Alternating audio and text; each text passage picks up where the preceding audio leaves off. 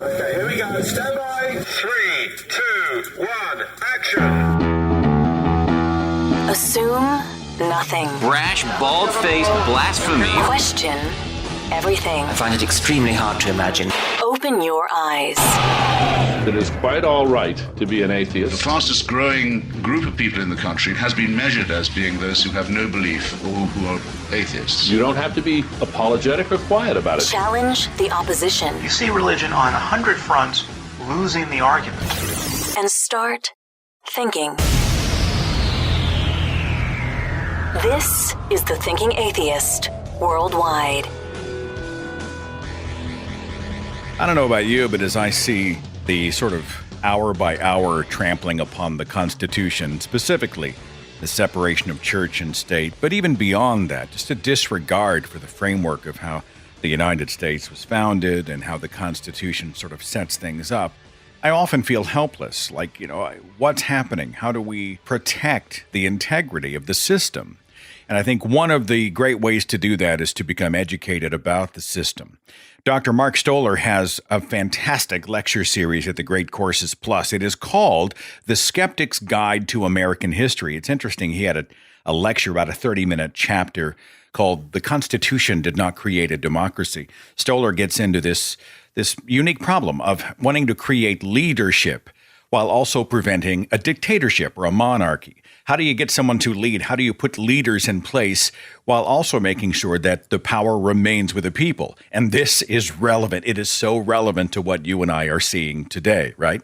It's a fascinating and I think very necessary lecture. Right now, you can watch the whole thing for a limited time at the Great Courses Plus for free, because for a limited time, the Great Courses Plus is offering a free trial to my listeners. And they've got a ton of different lectures on many different subjects: history, language, mathematics, music and the arts, professional development, nutrition, finance, and so much more. Support this show and enhance your knowledge by using my special URL, thegreatcoursesplus.com/Seth. That's thegreatcoursesplus.com/Seth.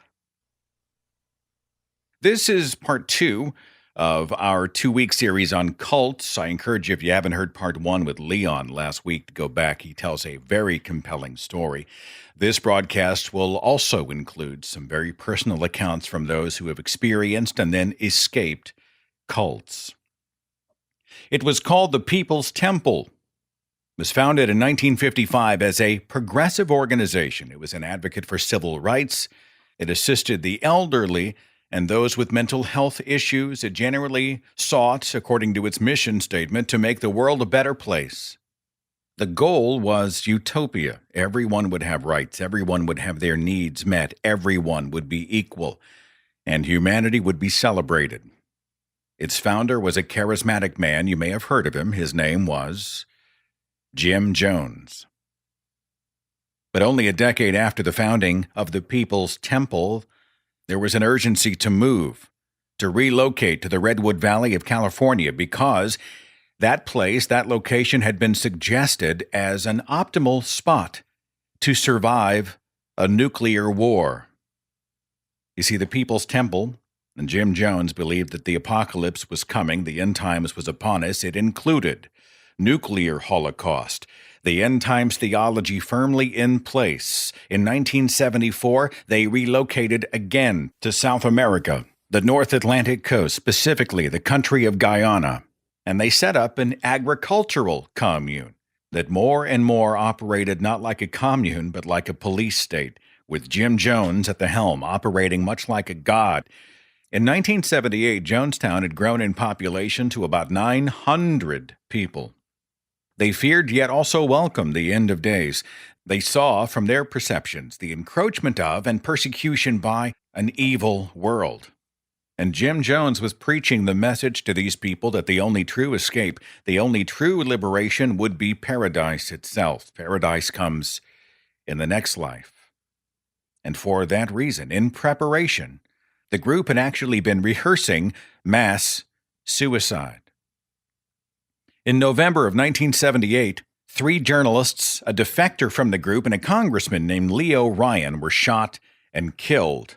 Ryan had been touring the camp. He was going to go back and report to his constituents. but he was killed before he could get on the plane. After those murders, Jim Jones ordered his followers to drink a cyanide-laced beverage. This is where we get the phrase drinking the Kool-Aid, although it wasn't actually Kool-Aid. This is an actual recording, or just a small excerpt, rather, from the last speech given by Jim Jones after the senator had been shot and as the people were filing through to drink the poison that would end their lives. Take our life from us. We laid it down. We got tired. We didn't commit suicide. We committed an act of revolutionary suicide, protesting the conditions of an inhumane world. 909 people were discovered dead, laid out, lying on the dirt all around the property, all dead. And Jonestown instantly became synonymous with both radical cult leaders and the radical deeds carried out in their name. It was in 1995 a sarin nerve gas attack was carried out on the subway in Tokyo by members of the Aum Shinrikyo cult, apparently in their attempt to bring about the apocalypse. The cult was founded by a guy named Shoko Asahara back in 1984, and he attracted the elite. University students with promising futures, college graduates, the young and the vibrant who believed themselves to be the only ones who would survive the apocalypse. They believed they were the chosen ones.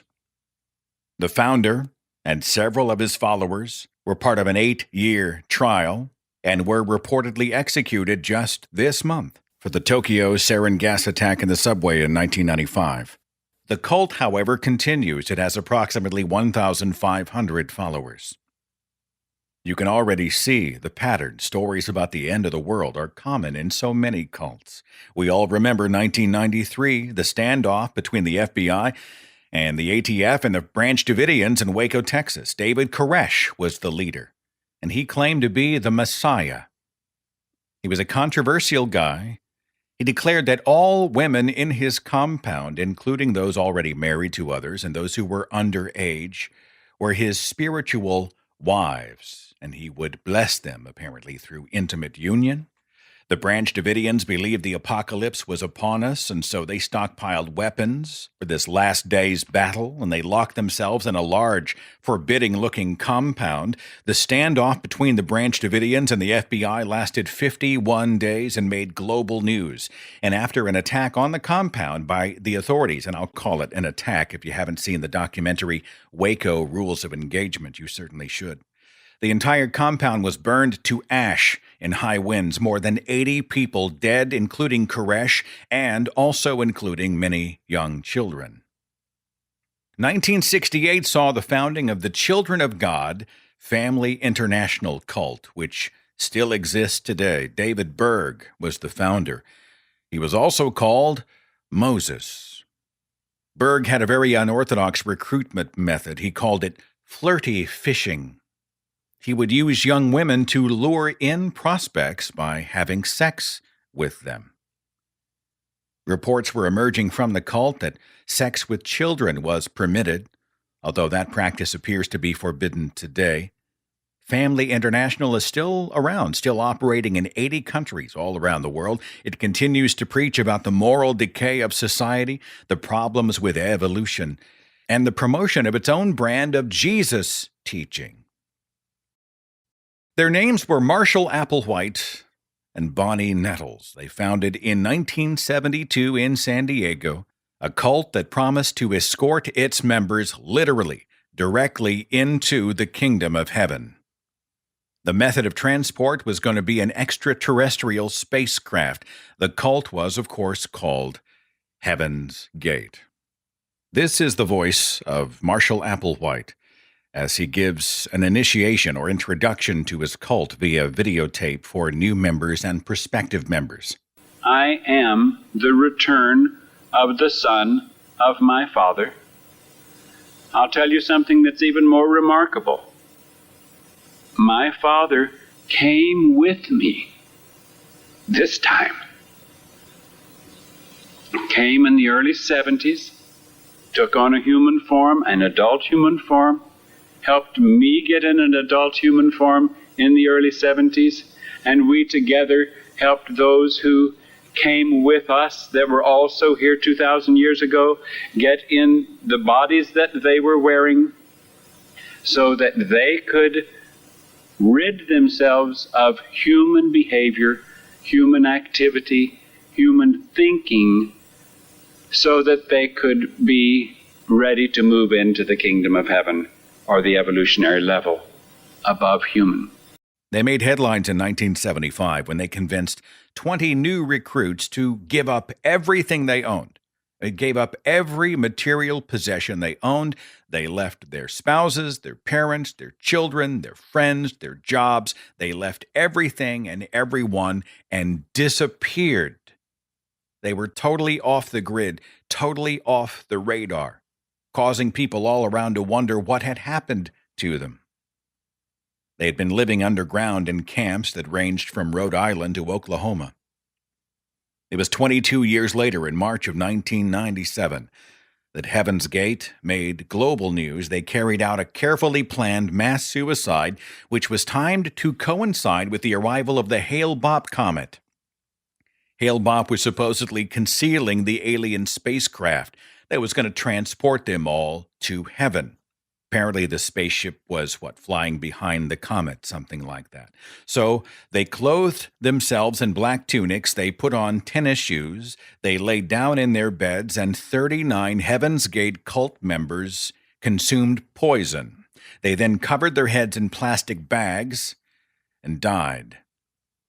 9 of the 18 men found had been surgically castrated. The reason? Heaven's Gate mandated celibacy. The group left a videotaped message behind, Marshall Applewhite gleefully telling the world they were all willing and happy to die and move on to the next level of existence. Charles Manson was allegedly the reincarnation of Jesus Christ on planet Earth. That's what his followers thought. A following comprised mostly of young women. Manson believed that an apocalyptic race war was coming.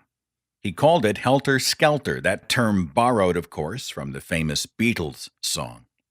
And he ultimately instructed his own followers to commit a series of 9 murders at 4 locations in July and August of 1969, in the hopes of provoking that war and bringing about the end of days. Apparently, since he had simply been behind the conspiracy and hadn't actually physically murdered anyone, Charles Manson considered himself not guilty of murder. And he said as much in a Today Show interview he gave from prison in 1987. What do you want to call me a murderer for? I've never killed anyone. I don't need to kill anyone. I think it.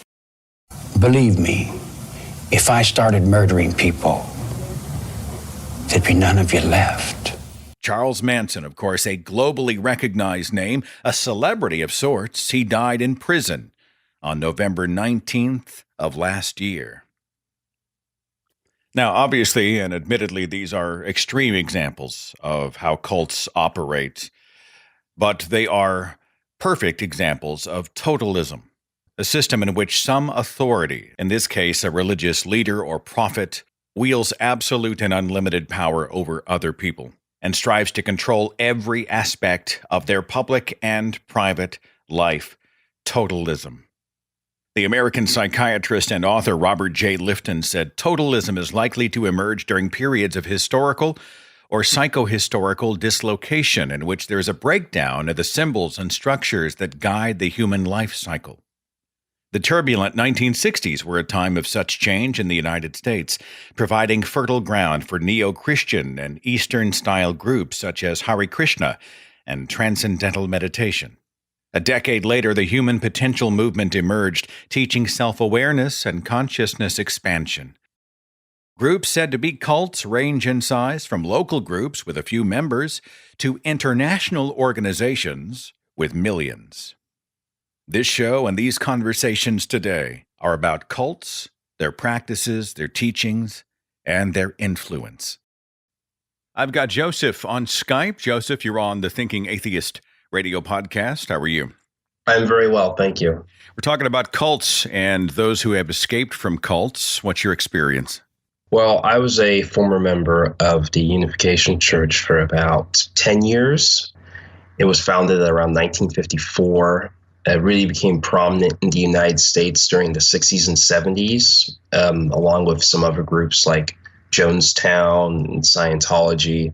Now, this is known by most people, I know, as the Moonies, right? Yes, it is. Yeah. And I think most of your followers will be very familiar with what happened after the Parkland shooting. There was a sort of a ceremony in a small town in Pennsylvania where certain members were dressed up with guns and had a wedding. And it was considered, everyone was like, this was very weird. And for me, it was particularly surreal because I hadn't been involved in the movement for about 5-6 years, and just see it making headlines in the Washington Post. It was just very surreal to see that. Let's get into some of what the Moonies are about or were about when you were there. Can you sort of paint the picture for me and the audience?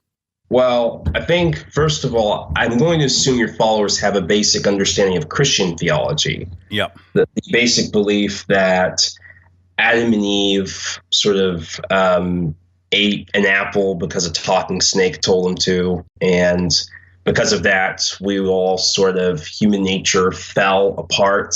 And Jesus, who most Christians believe is also God, was killed, was sacrificed on the cross in order to restore, or at least provide a path for salvation into heaven.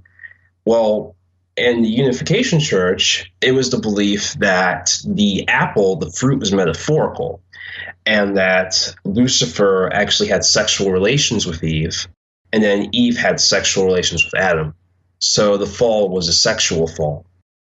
And that was in the blood lineage. So there was a sexual blood lineage. So Jesus' mission was not to die on the cross and all that. It was to have a wife. It was to have a pure sort of Eve and have sexual relations with her and start a family. And that would restore the whole lineage. Okay, hang on. I just got to make sure I'm clear on this. Okay, Joseph. All right. Yeah. So wait a minute. So Adam essentially got a satanic STD, is what you're telling me. Yeah. Yeah. Is that what you're telling me? Exactly. Yeah. If you want to put it that way. Yeah. I mean, so he was infected through sex with evil, which then contaminated humankind?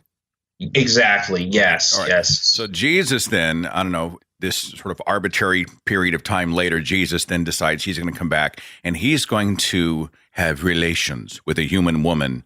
Yes. And it will be a pure union, which will then set humanity right again. Yes, a true family. It had to be an example for a true family. Okay. He had to, because Adam and Eve were supposed to be a true family. So Jesus had to take up that example and be a true family, which is pretty funny because if you actually read the Bible and what Jesus said, he didn't seem too interested in families all that much. You know, he said fathers must go against their mothers. So there's a lot of dissonance between what the church says and what was actually written in the Gospels. So you have to, so they wrote their own book, The Divine Principle. All throughout the church theology, we believe that certain acts there's an idea called indemnity, and that's basically sort of spiritual payment for sins, be they the sins of your own or sins that you inherited or sins you're paying for somebody else.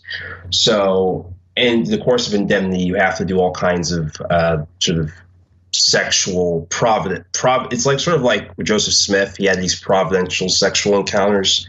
There's a lot of that in this. So Zechariah had to have a providential sexual relationship with Mary in order to give birth to Jesus. So there was no virgin birth. Zechariah was Jesus' father? Yeah, then actually that belief goes back to Reverend Leslie Weatherhead, who first wrote about it in, I think, somewhere in the 19th century. And that's where we adopted it because it fit well within this theology. And so Jesus, he failed. And we call Jesus a failure. We said Jesus failed, and we also blame the people. I mean, I can get into that later, what the church thinks of the Jews. It's not very nice. All right. Forgive me for interrupting, but I'm fast. This is actually, in some ways, a better story than the one that I was raised on. So, all right. So after Eve has sex with Satan and gets a satanic STD, and then she passes the satanic STD onto Adam, and all of humankind is then contaminated. And then Jesus comes down.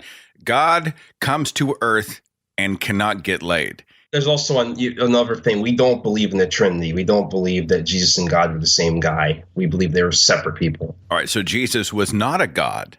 No, he was just a person who we believe was supposed to be the model for the perfect, true father, true leader of humankind. Just a guy who just couldn't attract the... No, he failed. So we call him a failure. In fact, we had a whole thing called Take Down the Cross. We considered the cross a very negative symbol. So Reverend Moon, when all the Christian churches tell him take down the cross, God hates the cross. He was supposed to have a family. That's what the family should be the center. So you're probably wondering how a Palestinian Jew in the first century AD leads to the Messiah coming up in Korea in the 20th century. The thought had occurred to me, Joseph. Yeah.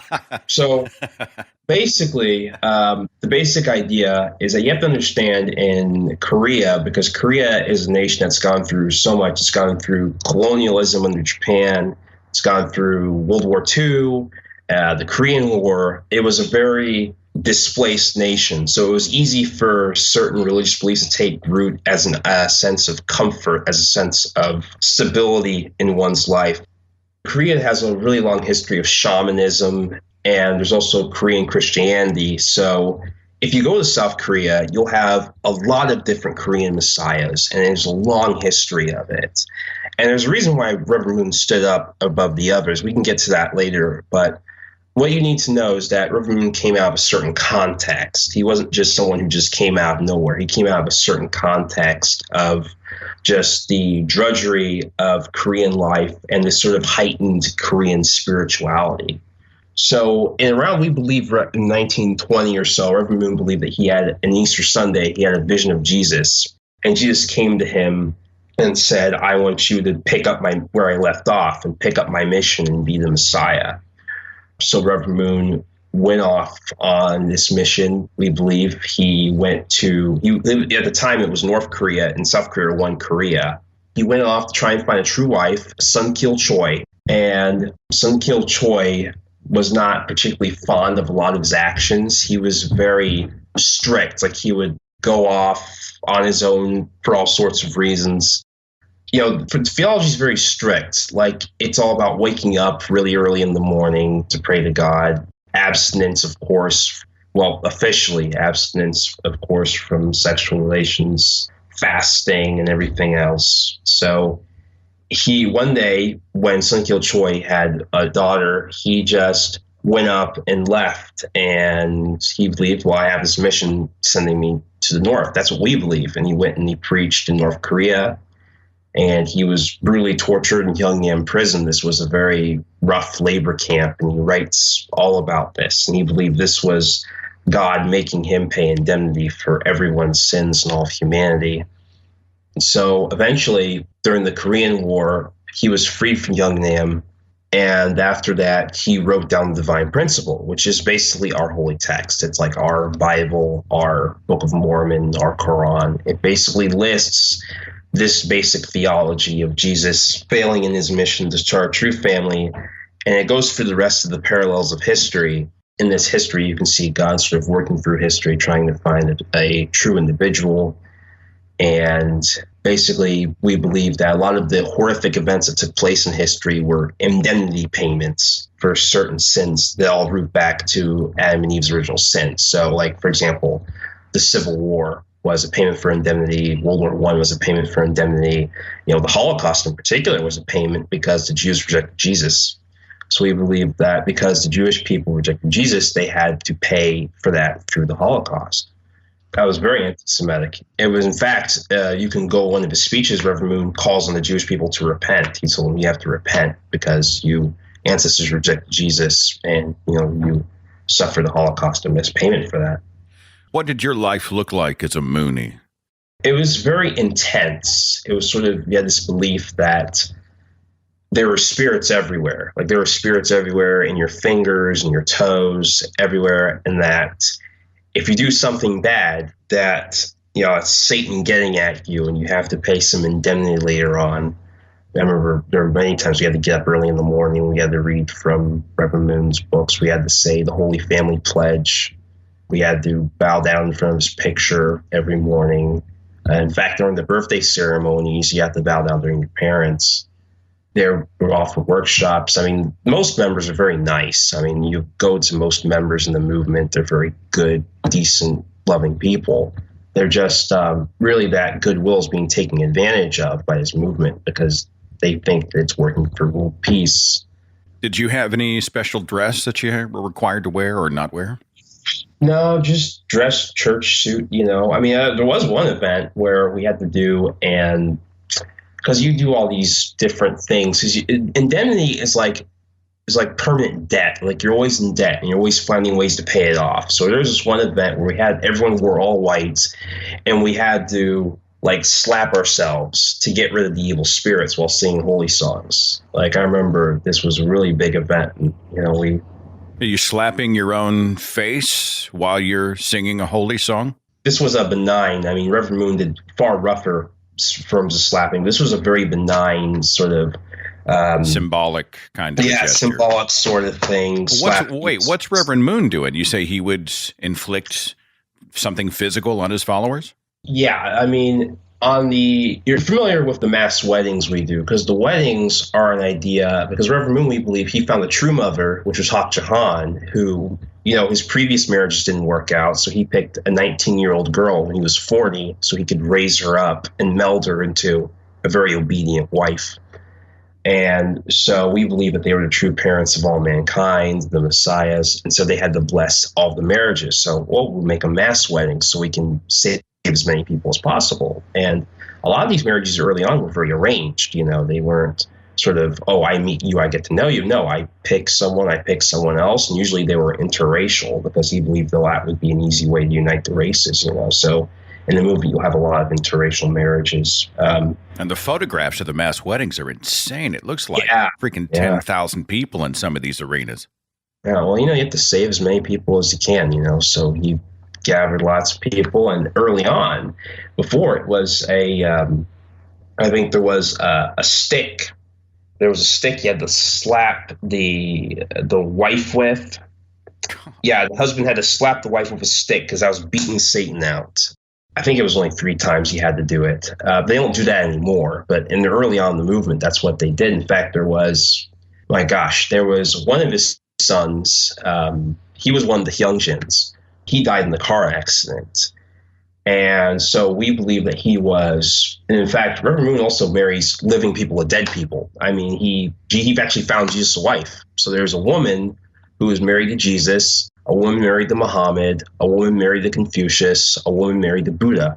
They're all dead, but they have their pictures lying around. So similarly, he married his dead son and married in a car accident to some woman named Julia, who was the head of the Little Angels Ballet. And eventually we believed for a while that one of these Hyungjin who died in the car accident was revived in a Zimbabwean. And this Zimbabwean would basically beat members up. And he wasn't the only one. There was a lot of physical abuse going on, but he would beat members up. And, we believe, that was him taking Satan out of them. That was a sort of an indemnity. I'm looking at what appears to be a wedding photograph of some kind from the Moonies. Many of the people are carrying automatic weapons. Can you explain that for me? Okay, well, this event was this was one of his sons. And you have to understand the Unification Church has a very interesting history with firearms and weapons. They had a group called the Tongil Group, which was in Korea, which manufactured a lot of weapons. He sold a lot of weapons smuggled to the Yakuza in Japan. Weapons were used to support. In fact, the Koreagate scandal found that M16s were sold into to the Park Chung-hee regime of South Korea, and you had car arms in the United States, which sells a lot of guns and weapons. And so the movement has always had a long history with firearms and guns and such, and that has obviously passed on to his son, and Hyungjin, who's united with one of the other sons, Kukjin, who owns car arms. And they believe that's the sort of the rod of iron to protect them, because they have this persecution fantasy that they're under threat. They're under threat from whoever. They believe that their mother, who was once a true mother, is now the whore of Babylon, who's going to bring about the apocalypse. They read a lot from the book of Revelations. They have, we need our guns to defend ourselves. We need these AR-15s. We have to sanctify this sort of very militant perspective. They're in a very intense it's a very intense rhetoric, and they're in a very intense moment where they really believe that, the Democratic Party is communist, the Pope runs a satanic pedophile organization, and that they really need to be ready to defend themselves. So they're in a very, you listen to the speeches, it's very militant. So they're in a very, very intense place. And that's part of the reason why they have the guns there. It's very worrying. Well, let's put an exclamation point. I know some people are going to want to dig deeper, and you have done a lot of work. So tell me about the work that you're doing and how people can find you, because I know you got a blog at least, right? Yeah, I have a blog called Silence the Cat. Basically, I write about everything. I write about all kinds of stuff, but I also write about some of my experiences and some of the stuff in the church. I've written several essays. One's called The Odyssey for the Shadow of the Moons, which basically I actually had to review before this interview.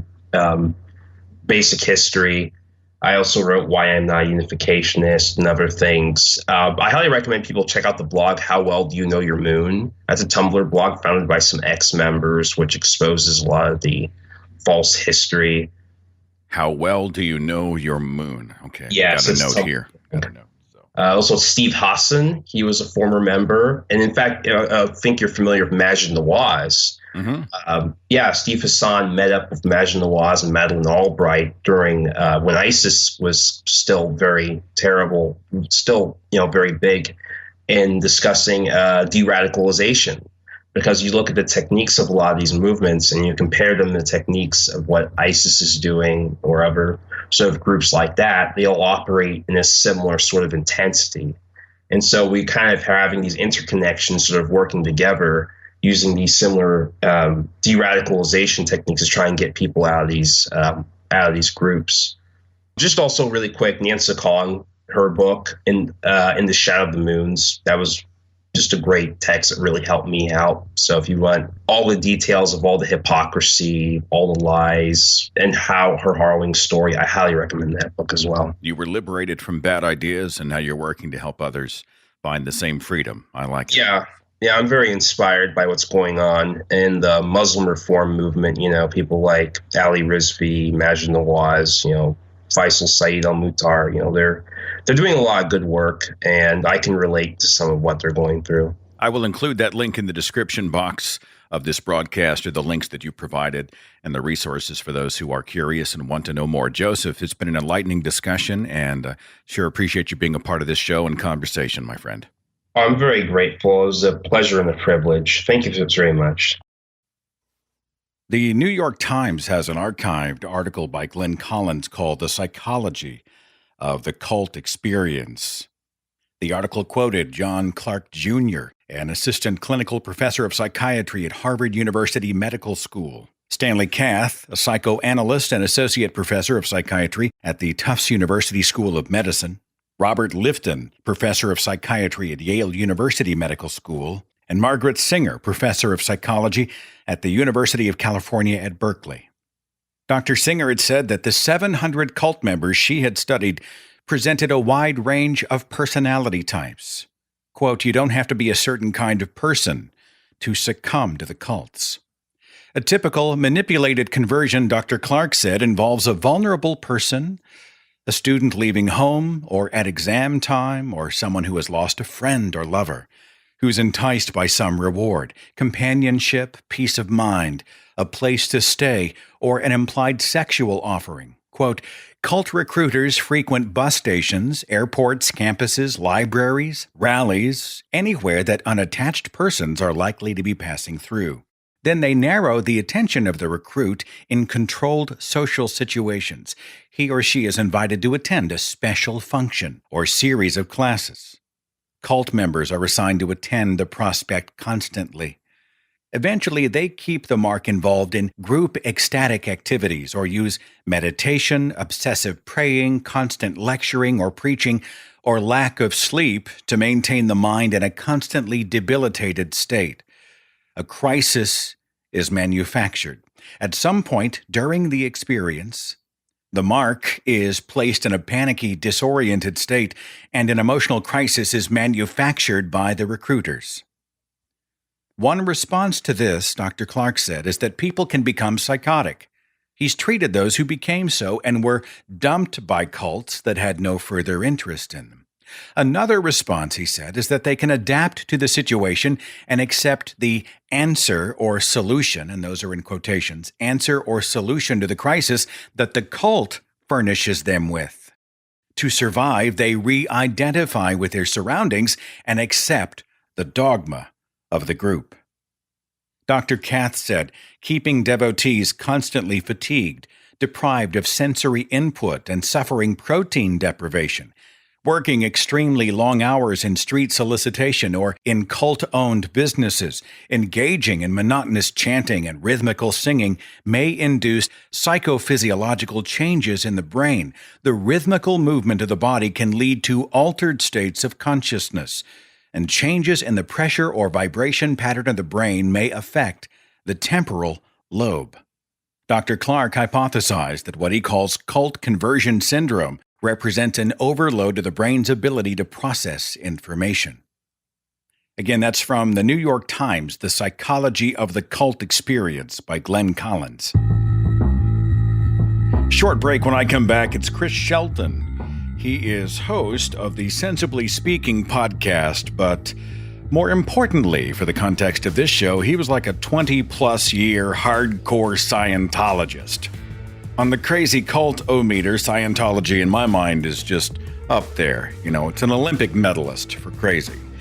And Chris managed to extract himself, and he knows a ton about how cults operate, how they get people, and what we can do to help get people out. I'm going to talk to Chris Shelton after this. Hang on.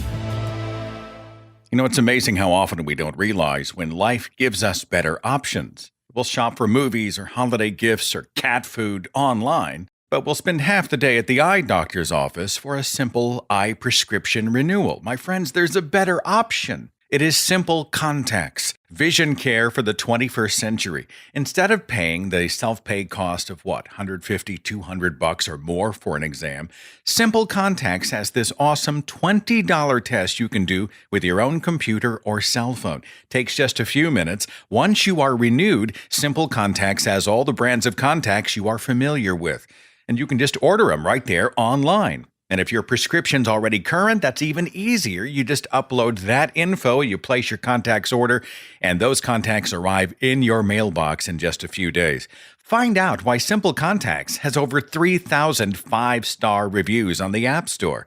And get $20 off your contacts at simplecontacts.com/Seth Andrews. Promo code SethAndrews20. That's 20, SethAndrews20. Now, this is not a replacement for your periodic full eye health exam. But if it's just a prescription update, Simple Contacts is the way to go. Again, use Simple Contacts and get $20 off your order at simplecontacts.com/Seth Andrews. Promo code SethAndrews20.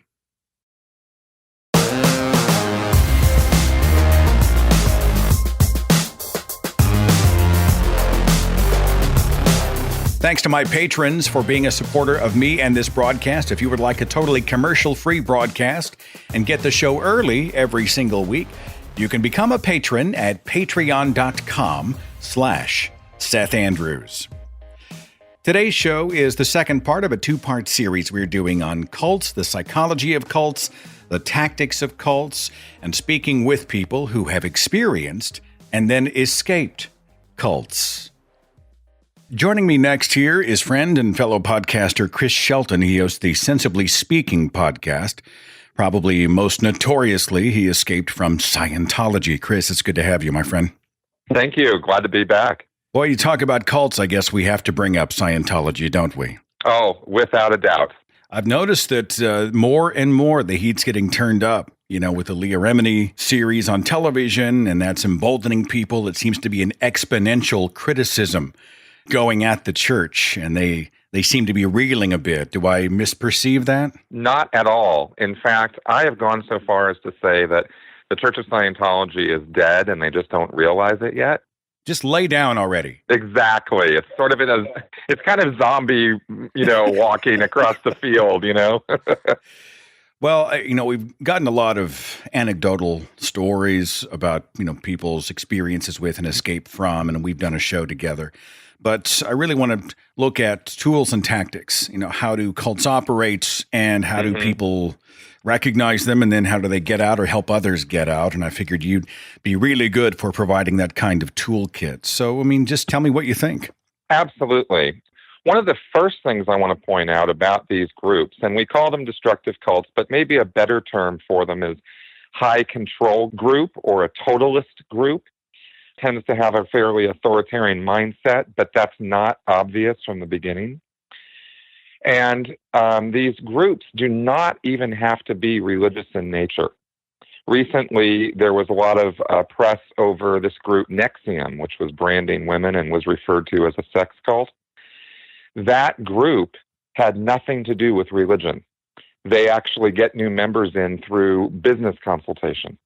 So there are lots of these groups out there that operate this way, and the nature of the group has to do with the abusive relationship between the leadership and the followers.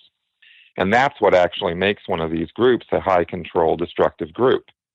And what they do almost from the very beginning is try to start cutting a person off from their non-group connections, whether it's family or friends, and start encouraging the person to become more and more active in the activities of the group and the belief system of the group. And because they're being sold with this idea, and when a person newly hooks up with one of these groups, they're usually very enthusiastic about the group and its possibilities and potentials for whatever reason, however they're sold on the group. And so the person's encouraged, oh, you should come on down more. You should come down 3 times a week, 4 times a week, this sort of thing. And at first the person's like, yeah, I want to do more of this. I want to be more into this. But it slowly starts taking over every aspect of their life. And this usually takes, weeks, months. It's not a, 1 or 2 day sort of situation. Chris, did Scientology just cast a wide net to see who might respond, or do they hyper-target certain types of people? It's actually a wide net. And when I was in Scientology, we always called it a numbers game. In fact, Hubbard actually had it down to, if you sell 25 books, that's what it takes to make a new Scientologist. It's almost like doing a mass mailer. You expect a 3% return or response rate, right? Well, Scientology mass produces its message and expects a certain percentage of return. That's exactly right. And I would say that that's fairly accurate for all of these groups. I mean, you used to have the Hare Krishnas at the airports. Now they're out on the street giving out prayer beads. And, maybe they have their figures for how many prayer beads they have to give out before they make a new Hare Krishna, right? Scientology continues to a degree to enjoy religious protection, which just causes my brain to melt inside my skull. I'm sure it's got to be worse for you. Very much so. We look at so many of the cults and we're like, it's so obviously bogus. It's so obviously a business. It's so obviously a scam. And yet they play the church card and they get away with it. Is this ever going to end? Do you think that we'll ever see the tax-exempt status withdrawn and that kind of thing? I'm going to be totally honest with you, and I'm going to say no. Until our First Amendment interpretations and regulations are changed in the United States, we have too wide of a latitude with this. And it's a tricky thing because you don't want to overregulate and you don't want to, start impinging on people's freedom to believe or think or say what they want. And that is, so there are, you can take this too far. You can go into, a sort of reverse tyranny trying to stop bad guys. So you don't want to go there. But what I think would be a very sensible revision of our tax exemption situation and our religious recognition situation here in the United States would simply be to put a public benefits test in place. This is something that England has. This is why Scientology is not recognized as a religion in England, is because they cannot prove that they actually benefit the public, which you'd think would be one of the first things that a truly religious group would be able to do. So that would be my first sort of guard or restriction to put in place that I think would actually do quite a bit to move the ball down the road toward keeping some of these high control groups from taking advantage of First Amendment protections. We've talked a lot to people, and will continue to, those who might have just freshly emerged. But what about those who are associated? All right, Chris, let's say I've been sucked in by this Church of Scientology, and I'm all in. I want to become an operating Thetan, and I want my own. Wait, do you get your own planet in Scientology? I can't remember. Do you get your own planet? No, you get your own universe. Oh, okay. Oh, wow. Oh, I mean, I'll take that any day of the week. That's right. Let's say they just grabbed me. They caught me at a low point. I've mortgaged my house 3 times. They've got people watching me. I'm under surveillance. Maybe I even live on the property, right? What do you do as my friend and advocate? Is there anything you can do to help me? I mean, how do we become advocates for those who have been co-opted by cults? Absolutely. There's tons we can do. The most important thing to do is to not cut ties with the person. It can sometimes be extremely frustrating to deal with somebody who's in a cult mentality because they say things that deny reality. The objective evidence and truth doesn't really mean a whole lot to them, and it can be difficult. But if you can maintain communication with them on a friendly, routine level of even talking about mundane things, that is actually very important because it keeps you there as an outside person to the cult who is real to them, who's somebody they want to be in touch with, even again, if it's just talking about books or movies or common interests or hobbies or something, at any level at all. Not to interrupt you, Chris, but does the Church of Scientology allow that kind of interaction at the deeper level? It does. You can maintain friendships outside the cults, provided that the person that you're in connection with is not being critical of the church itself. And that was the second part I was going to bring up, is you always need to make sure that you do not get critical of the church or the organization or its leadership. You just kind of let it pass.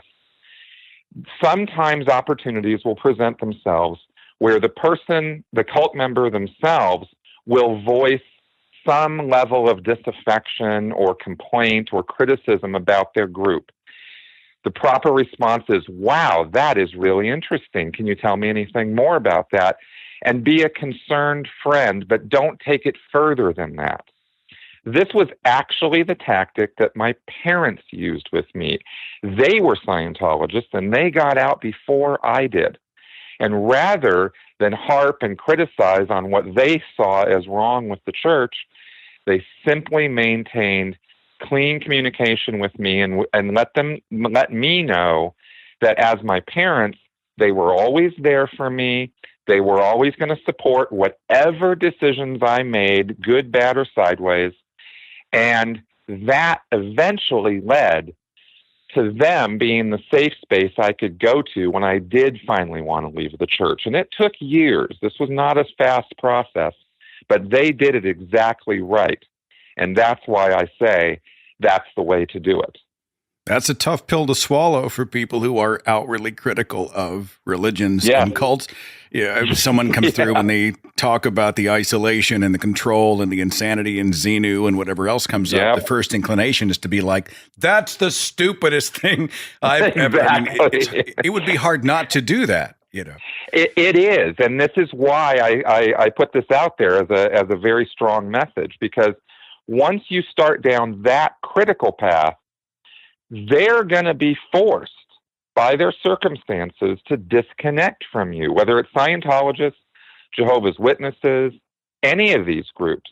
The group leadership will tell its members, oh, you don't want to have anything to do with those people. They're just, they're the bad guys. They're the ones who are discouraging you. They're the ones who are purposefully trying to impede your spiritual progress. And it's very easy when somebody's in that mindset to make you, their best friend, into an enemy. So you want to stay away from anything like that. And believe me, I understand how difficult it is. I really do. I mean, you want to create the environment where when they are ready, they'll just sort of lean toward you. They'll lean into you. And then you'll be you can continue to encourage their own skepticism, their own sort of inner monologue that's going on. You got it. That's exactly right. Anything else we might be able to pass on to our listeners in regard to cults, how to recognize and defeat them? The main thing to watch for with friends or family who get involved in high control groups is early on, they're going to be very enthusiastic about it or very happy about it or feel that they're getting some degree of relief or happiness from this thing. And the one mistake you can make at that point is to tell them that you know more than they do about that group, because they're not going to believe you. And if you go in on that tack, you're going to lose them. Always be supportive and friendly and concerned and interested, and that will maintain the communication so that eventually you can get them. You can sort of very, very subtly maybe lead them out of it. It's a lot of work, maybe more than some people are willing to put in, but that is really the best way to deal with these groups. I just wanted to stress again, they are not all religious in nature. There are martial arts dojos that get into cult-like behavior sometimes. There are business groups. There are political groups, even sports clubs. So the behavior is what you want to watch for, not the odd belief system. You mentioned someone first getting into the situation. It's almost like being infatuated with someone. You know, you're in love and they can't make a mistake and we finish each other's sentences and it's so perfect and we never argue, right? You're high. You're on a chemical high. Your brain has you literally operating a little bit out of your mind. Yes, very much so. Very much so. So then that's right. Someone comes at you and says, hey, wait a minute, this person is probably not a positive force in your life, but you're not hearing them. Because you're in love, right. Because you are high on that person. Would that be accurate? That is entirely accurate. The word we use to describe the effects of Scientology auditing, the counseling they give, for example, is euphoria. That's the effect it creates in a person. And they have not felt this way in forever or, in a very long time. And they are absolutely convinced because of their subjective experience that something moved them. There's some truth there. And all the logical fallacies are there, but trying to convince somebody who's in a euphoric state, it's a little logic and reason don't work there. My family, we call it being Twitter-pated. You know what? You're just Twitter-pated. You're not even hearing what I'm saying to you right now. So, exactly. Chris, you're doing amazing work. If I was to send somebody to your channel with the radio show or the YouTube link, which would be best, or both? Oh, probably my blog would be the best place to go where all my content is. It's mncriticalthinking.com. I'll include the link in the description box. You want to hear a story about a guy you were neck deep, you were eyeball deep in Scientology, right? I mean, you were not on the fringes outside. You were in Scientology, right? All the way in, 27 years. And he gives the rest of us hope because he was able to extract himself, and now he's helping others to do the same. Chris, you inspire me, my friend. I'm going to put those links and make sure to send some people your direction, okay? Awesome. Thanks, man. Next up here on the podcast, I've got kind of a three-way discussion here. I've got three listeners of mine who have a background and experience with cults. I've got Rachel, I've got Isaac, and I've got Anna. And I'm honored that all three of you would join me here. Thanks for coming. No problem. Thank you. Thank you, Seth. Can I ask each of you what cult you came out of and kind of a quick synopsis of your experience with them? I'll start with you, Anna. Well, my family, we were not in it for very long. We attended Bodie Bachman's Grace Family Baptist Church in Houston, Texas. And it is an evangelical Christian church. They consider themselves to be Reformed Baptist. Okay. Isaac, what's your story? I spent my entire life, better part of 35 years, in a very fundamentalist Pentecostal church. I was born and raised into it, and I spent all 12 years of school in the ACE private education system. And so you're familiar with that, I'm sure. Yeah. And I was thoroughly brainwashed from birth, more or less. It's a very unique experience to be out for a year, to look back on that lifetime spent in it and to grasp just how far you're brainwashed. It's something that you can see a little bit in hindsight. I truly believed I was a good person. The Pentecostals have, the only truth and the only message. And it's very easy to buy into that and just get immersed in that culture. And so it was quite a reset to come out and get a new lease on life, so to speak. So you consider this Pentecostal church a cult? Yes. Again, the real issue is where do you draw the line with a cult? And I think not every Pentecostal church may fall into that category, but certainly there's certain red flags that will say, yes, this group qualifies. The name of the church is Abundant Life Pentecostal Church in McMinnville, Oregon, and they've been here about 42 years. And if they start cutting off your social circle, they start changing who you're allowed to talk to, and you have to ask for permission to date someone and ask for permission to go here, go there. Well, then that's crossing a line where they control your life. And, you know, there's Pentecostal churches that preach tithes and offerings are something they want. But if they say you're going to hell if you don't hand over your 10% gross pre-tax every paycheck, you know, that's, again, crossing a line into mafia protection type stuff here. You know, it's a little too much. A significant intrusion into your life. It's an interesting dilemma that we're in, because I'd mentioned, I think, at the beginning of this show and at the previous show that I think all of these fundamentalist type religions are cults. It's just a matter of how many people are in the membership. But we're jumping off of the mainstream to talk quite a bit about, you know, some of the more intrusive, indoctrination heavy religions.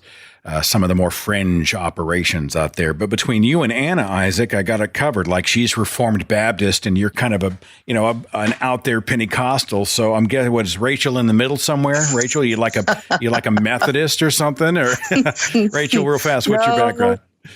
Oh boy. Grew up Assemblies of God. So Holy Roller, Pentecostal, speaking in tongues, gifts of the Spirit. Around the age of 19, I got jaded by, I don't know the right word to say, but I got to a point where God needed to do something different with me, or I was just going to be done with it all.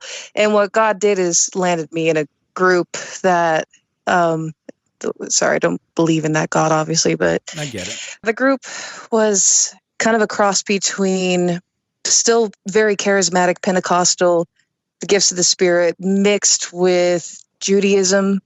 So a lot of Old Testament stuff. And led by a female pastor. Her name was Cheryl. And it just took about 10 years, almost 10 years of my life. But I can't say it was anything reformed or normal, because it wasn't normal. A lot of control, a lot of fear-based control, but it wasn't just Christianity. She brought in Judaism and Buddhism and Islam and Wicca and Druidism, and everything was there. Wow. A lot of different belief systems, and it all ended somehow with cats. She claims that she had one of her cats die, and that's how God showed her that they needed to create a shelter for these beings that she taught us contain the souls of the 144,000. That if wait, hold on. And that's Jehovah's Witnesses. So she was saying that the cats were carrying the souls of the 144,000 who would gain admittance to heaven? Not so much that these were the 144,000 that when in our time of need, that because we cared for them, they would care for us. I see. All right. So she had gone way overboard and had been bringing in, how many cats we talking? 20, 30? We're talking, eventually it turned into every month and a half to 2 months, we were bringing in 100 to 200 cats into all of our homes. Just anarchy. It's just pandemonium. But she also kept us under such a strict, we had to have litter boxes changed twice a day. And we had about 7 or 8 litter boxes in our home. We had to have food and water bowls cleaned out and changed 2 times a day. She threatened us with daily, like anytime she wanted, she can come to our homes and inspect. Wait, so this is part of your duty then, is to take in and care for? Yes, all of it. In some homes, I know my sister, who was involved with the group as well, the home she was staying in last before she left the group had 70 cats. How many cats do you have now? I'm a proud owner of 3 cats. Okay, all right. I was going to say, 30, I just don't want to see you on television next week when they do Animal Hoarders or whatever that show is called. You know what I'm saying? Well, I never wanted it. I really didn't, but it was pressure. It was a lot of pressure, and it's so weird. And to talk about it, it just doesn't, it's hard for anybody that wasn't there to get their head around why the hell did you do this? But when you drink the Kool-Aid, you believe a lot of things when you've invested that much of your heart and your soul and your blood and your tears.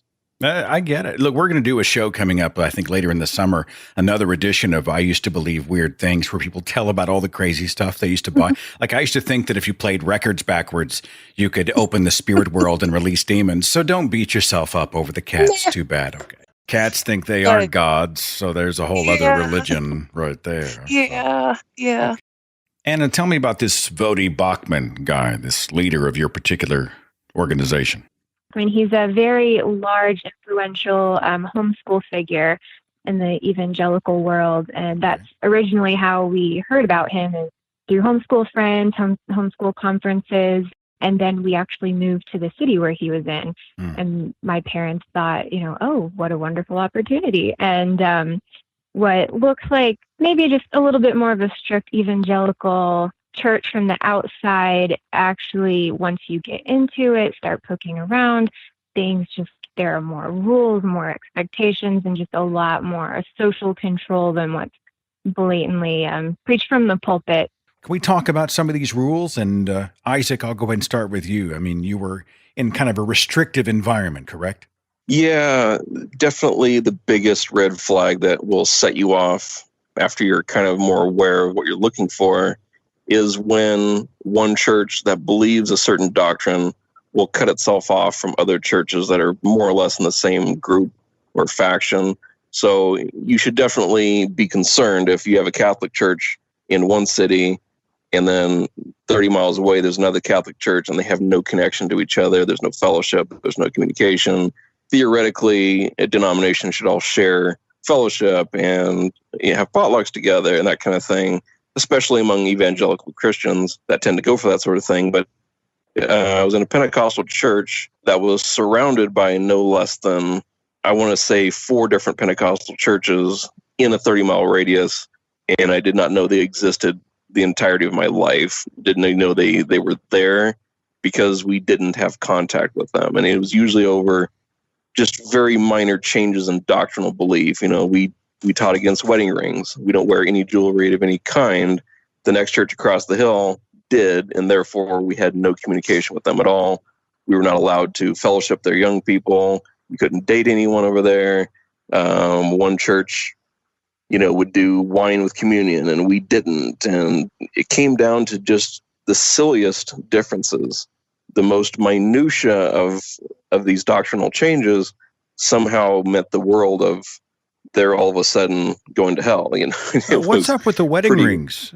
They taught about jewelry as a whole being something that was representative of the world.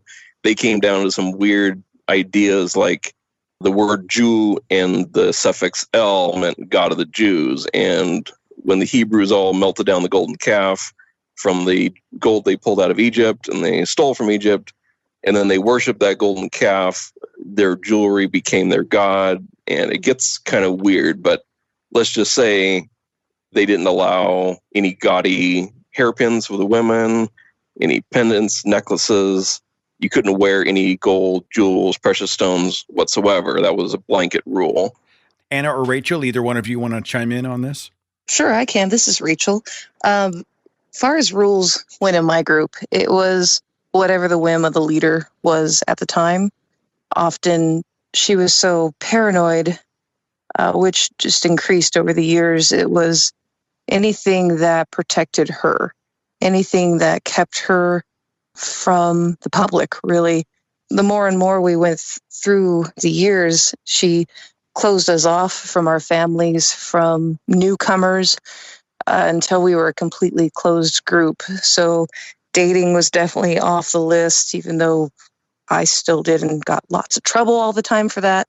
Our clothing was definitely regulated. Anything, especially on the women, anything that was even remotely attractive, we would either get called out for it in front of everybody and shamed. Money controls, sexual control. Was this female pastor like God to you guys? She was a prophet when I met her. Eventually she became the prophet as you keep going through the years until she was the female Christ. Her word was as God. So everything we did, we said, the weather, any circumstances we found ourselves on, it all came back to her. And so you were so involved in this culture that you bought it. I mean, you felt this was true. Everything, because nothing like a bad relationship. And if you get found in an abusive place, it never starts that way. It's always something really exciting, and it's something that you look forward to and you want to be a part of, and you want to do the things to make the person happy. But the farther along you get into it, you drink that Kool-Aid more and more until you've invested years into something that has become very harmful to you. But to give up that thing, that person, that religion, you've got to lose all those years you've gave to them. And it's a very hard thing to walk away from. In poker, they call it being pot committed, right? You've got so much money in the game that you got to keep going. You just think, I got to play the hand all the way out, right? I've got so much skin in the game. Anna, did you find control issues in your background? Oh, definitely. And just kind of following what Rachel is saying, nobody wakes up and decides, I'm going to join a cult today. It is very much you're searching for something or passionate about something. And especially if you're in a vulnerable part of your life and you find someone that has that same passion or is going in the same direction you think you should be going in and start to take advantage, it is very much a boiling frog situation of you wake up one day and you realize, oh, wait, that's kind of weird, But yeah, definitely the church we were in, a lot of control and rules, and they weren't all written down. There wasn't just this big rule book, but the longer you were there, it was just a lot of social pressure. And it really focused around women's roles, biblical womanhood and manhood, as they called it, how you raise your children. So women were not allowed to have any kind of Bible study together. You could only learn from the Bible from either the lead elder, Vodi, they didn't call him a pastor, or your husband. So my mom would have lots of questions, and there was actually an elder that took it to the point where he would not look at her to answer. He would answer to my dad. So my mom was not learning from another man. Women couldn't take part in any part of the service, but their 10-year-old sons could, couldn't speak in business meetings. They also, women, all the girls that were my age, there were about 12 of them. I was the only one going to college. Everyone else, it was strongly recommended that young girls stay home, learn homemaking skills so they could be a helpmeet to their husband. Courting was pretty much the rule, for everybody. There was no dating. And for children, it was just expected that, children were to sit through a 3-hour service. They handed out spanking sticks for the children in the service. And Bodhi taught that children are born bad and that you are to pretty much steamroll them to become little mini Christ warriors. Did they use the spanking sticks in the service, or did they cart them out somewhere? Or how's that play out? Yeah, you would see fathers and mothers walking around with these spanking sticks sticking out of their pockets or their purses, and you'd hear little swats during the service, or moms would mostly take the kids out and discipline them. Spare the rod, huh? Yeah, and Vodi says, if you're not spanking your child, then they're gonna grow up sinful and they're not going to obey you, and you need to essentially wear them down. That they need that physical reminder. But yeah, lots and lots of rules that, again, not blatantly taught from the pulpit all of the time, but just lots and lots of social pressure the longer you're there. And my father even started to get a little bit sucked in. He had men in the men's group because they were allowed to study the Bible together, and they started pressuring him to pull me out of college. And he almost did at one point when they found out I started dating. And fortunately, he didn't. We did leave before that happened. But, the brainwashing and getting sucked in can happen very quickly. Any of you, how do you feel now? You look back, it's yourself and you look back at these leaders, these cult figures, these environments, and what happens in your heart and your mind? I think for me personally, I feel disappointed in myself that it took so long to figure it out, and that it took me so many years to realize it was all just, a pile of crap. And you feel like you should have been smart enough to notice it a long time ago. But again, what Anna was saying about, the information control, they don't want you to go to college. They don't want you to be on social media or Facebook. They cut you off from every source of information they possibly can. It's frustrating, but when you don't have any alternative viewpoints, you are very much an island, and they can feed whatever information they want into your head. And if you don't have counteractive viewpoints, it's kind of hard to think otherwise. This is Rachel. Looking back, it's been almost 5.5 years for me since I'm been out of the group. Right now, present day, looking back, I feel so far away from it. It's hard to feel. It's hard to pull up the emotion from it.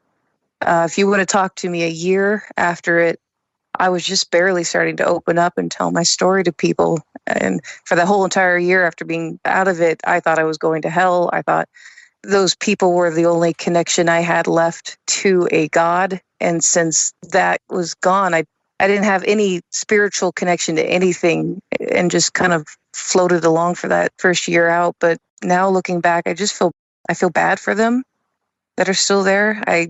For those that are still being abused and hurt. But at the same time, it's hard to feel bad because I believe, as much as I did at the time, knew it was wrong, that the abuse was abuse, that we were treated very wrongly. And so it's hard to look back and to feel, I guess, is what I would go at for myself. Anna? I feel sadness for the people that are still in that church. They don't know other options, other ways of thinking, other ways to live other than what they're being taught. So sadness, and then anger that Bodhi's leading these people in a way that really is psychologically damaging, whether they realize it or not. My God, how many times that in these groups, my group, I'm sure, Anna and Isaac's group, that they would just pull you up and make you confess your sins in front of everyone.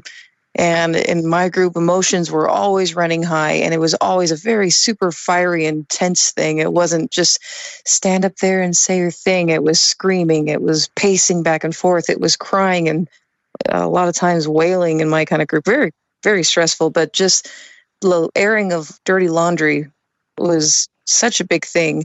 Also, Cheryl, this is the leader's name, she would pretty much have us all on a grapevine.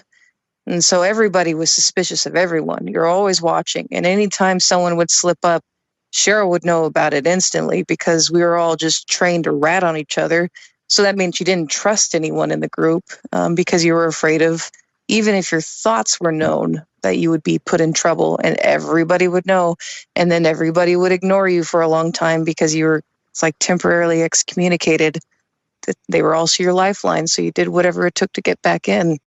What a schizophrenic relationship. They're your community, but at the same time, you can't trust each other. Exactly. My sister was in the group with me, and we didn't have an honest conversation until a year after I got kicked out that she came out. We lived with each other. We were best friends, and we never trusted each other. You three have been generous with your time. I've got 2 things left here, and then anything else you want to throw in. But Isaac had brought something up, and I think it's an interesting angle. He said he had been engaging someone who was still immersed in the cult or culture. How about you, Rachel or Anna? Do you ever go back? Have you ever engaged? Have you ever gone back and tried to rescue someone from the environment that you were yourselves escapees from? This is Anna, and no, I was friends on Facebook with people for a while, and it was too painful, and I was just too angry to stay friends with anybody or continue communication by the time it all ended. So, well, please understand, I'm not saying that there's an expectation that you should. Right. That was not really my angle. My angle is not, why aren't you doing more? That wasn't really what I was trying to communicate. I certainly hope I didn't come across that way, but I know it's a natural inclination. We have the inside scoop on what's going on behind closed doors. And so I was curious as to how we process that as escapees of these cults. So that's interesting. After I was kicked out, I tried to have some form of contact, and it was made very quickly that I was on the no-no list. It wouldn't even be said, don't talk to Rachel, but it was just known. When someone leaves the group, you don't make contact with them. Years later, when I came public about my story and was on a podcast with Ryan Bell on his podcast, Life After God, they tried reaching out to me in a couple different ways to get me to stop talking. And that turned quickly really just gross and bad. And it was very evident they hadn't changed, that they were still the way they were. And so for the most part, other than that, I've not really had too much contact with people still in the group. However, I've had family members of those in the group reach out to me that never knew any of the information, and I've filled quite a few people in on, this is what the group is, this is what the leader does, this is where your child or your brother or your son, this is what they're doing in this group. So I've had more contact that way, but not necessarily with those in the group, because I think they'd be too scared to talk to me. Isaac, I know you made a YouTube video talking about your experience. Yes, I've really felt inspired to, I realize there's many people in this situation still, and the hope is that more people in the future don't get caught up in it if the awareness can be raised about the situation. And so I run a blog, I run a YouTube channel, I've considered a podcast, but I don't know if I have the time to devote to 3 different things simultaneously. But there's a friend of mine that also runs a YouTube channel and a blog, and so we've both come out of the same church, and we very much want to be in the public eye if we can. We want to try and write newspaper articles. We get on the internet. We're active on social media, because if we can save just a few people out of this environment, then it's worth it. And I know the leadership of the church always goes to lunch at a particular Mexican restaurant, and I'll show up right about when they're showing up, and I'll sit down and I make the statement that I'm not running. I'm not going to, some people move across country and they get away from that area. I'm perfectly happy to be right in their face and say, you're wrong. I know you're wrong. I know why you're wrong. And every opportunity I'll get, I will show people that there's life possible outside of that group and outside of that way of thinking, and want to be that public mouthpiece to try and get the word out. When you're talking about control, it spills over into other aspects of our lives. And I know that there are people listening who have been in many ways oppressed in their lives by cult-like thinking and cult-like mechanisms. So is there anything you would say to them? This is Anna. I would say, like your intro says, Seth, question everything. That's part of what I've started having to teach myself is logic and critical thinking and learning how to apply that. And I think that's a really hard thing for people to do, is just question everything. This is Rachel. I would say to someone in the situations we've been in is that you are good and you are not broken and you are worth fighting for. Your life does not have to be controlled by the viewpoints of one person or a small group of people, that you are allowed to have fun and you should be allowed to have thoughts and feelings. And my God, how good life can be when you do it on your terms. That's what I would hope to say to someone. Isaac, you want to put an exclamation point on it real fast? Look at the origins of your group. Where did your group start from? Because if you can point to a specific date and before that date, your group is never mentioned in history except for up to that point, then you're probably in a cult. If your group started in 1900 USA and there's no history of it prior to that, start looking at, why do I believe what I believe? Do I have a good reason for being where I'm at? And go from there and branch out and ask questions and keep pushing for the right answers. Mm-hmm. Rachel, Isaac, Anna, thank you so much for being on the show. It has been my honor. Thank you. Thank you, Seth. Thank you for giving us that chance. My guest on the show last week, gentleman who went by the pseudonym of Leon, mentioned as a resource the book Influence by Robert Cialdini. I actually went and got the book immediately after we spoke. Influence, the Psychology of Persuasion. And I've already learned a ton. Essentially, our brains are wired to sort of act and react in specific ways. And those who understand how our brains sort of knee-jerk here and there can use that sometimes against us. They can set us up in ways we didn't actually see coming. He talks about the 6 principles of influence. I'll just address them here to close the show because I want it to be about tools for helping people avoid being negatively influenced or co-opted by bad agents out there. Number 1, reciprocity. Think of this as, you scratch my back, I'll scratch yours. If you do something nice for someone, they will do something nice for you. And quite often our brains are wired this way. So if someone who is soliciting something from you gives you something in advance, and it could be something small, minuscule, it could be anything. They do some gesture, they give you some moment of generosity. You are then going to be more inclined to lean back toward them and do something in return. Number 2, commitment and consistency. People have a self-image that they're usually very conscious of. And so whenever they make a commitment to someone, especially a verbal commitment, even if they later find out that that commitment's a bad idea or that it's a wrong thing to do, because they verbally committed, they are more likely to carry out whatever act that was. This is why many people in the business of sales are looking to get a verbal commitment. They're looking for yeses and words in the affirmative, because once you verbally commit, you are much more likely to follow through, and religions know this as well. Why do you think so many churches ask for a public profession of faith? We see it as a reflection of our self-image, right? If I said I'm going to do it, I better follow through and actually do it. Number 3, social proof. It's the idea that people will do what other people around them are doing.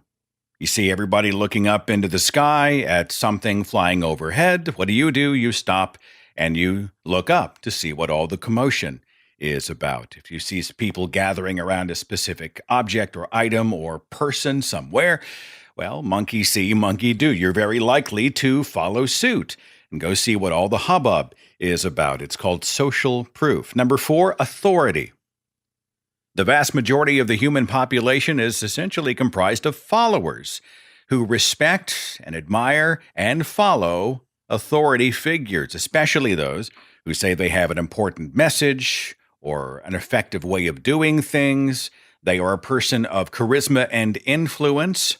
They can tell people to do any number of things. And those who are followers are going to be inclined in many instances to follow the person who says they have the answer and they've got the plan, and line up behind me and let's go. Number 5, liking. If you want someone to buy what you're selling, you need to be likable. The most successful salespeople in the world are likable. They smile, they're generous with their gestures, they say nice things, they develop relationships, they make you laugh. They are likable. Physical attractiveness also plays into this. Some of the most successful people are also favored with physical attractiveness. And number 6, scarcity, or essentially supply-demand. People think something is in limited supply. It's going to run out. It won't be there next week. It won't be there tomorrow. Limited time only sales and while supplies last sales are hugely effective when it comes to getting people to take action. Religious people often frame this as, these are the end of days. These are the final moments. Time is running out. We see this with guys like Jim Bakker on television and how many end times prophets. The clock is ticking. The last days, the apocalypse is upon us. The time to act is now. Scarcity. We have to see cult leaders as forms of marketers. They're selling themselves. They're selling their identities. They're selling their messages. They're selling us on them. Anyway, the book is called Influence, The Psychology of Persuasion by Dr. Robert Cialdini. I'm about a third of the way through it. I've already learned so much. It's amazing. I've been marketed to in ways I never saw coming. I never realized it. I mean, I thought I was pretty marketing savvy. Just sneaky stuff. I'll tell you one anecdote. I'm sure I'm going to butcher the details. You can read it for yourself if you want to get the specifics. But the gist is this, right? As part of an experiment, they went to a neighborhood of a certain number of houses, and they said, look, we would like to put this pro-environment sign in your yard. Would you agree?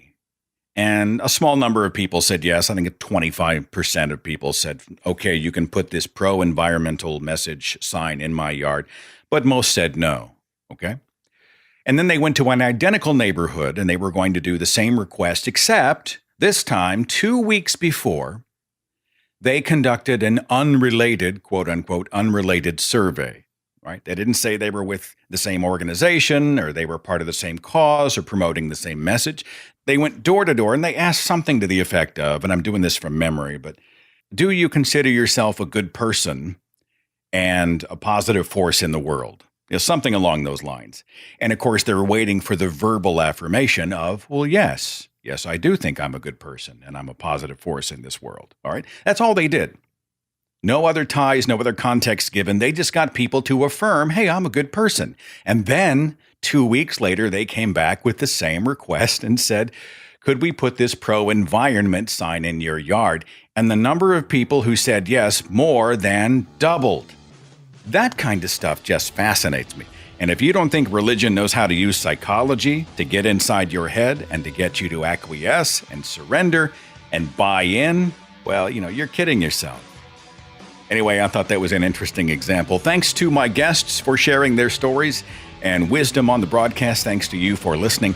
My friends, I will see you next time on the Thinking Atheist Radio Podcast. Follow The Thinking Atheist on Facebook and Twitter. Watch dozens of original videos on the Thinking Atheist YouTube channel. And visit our website for resources, links, contact information, the editor's blog, and more. thethinkingatheist.com.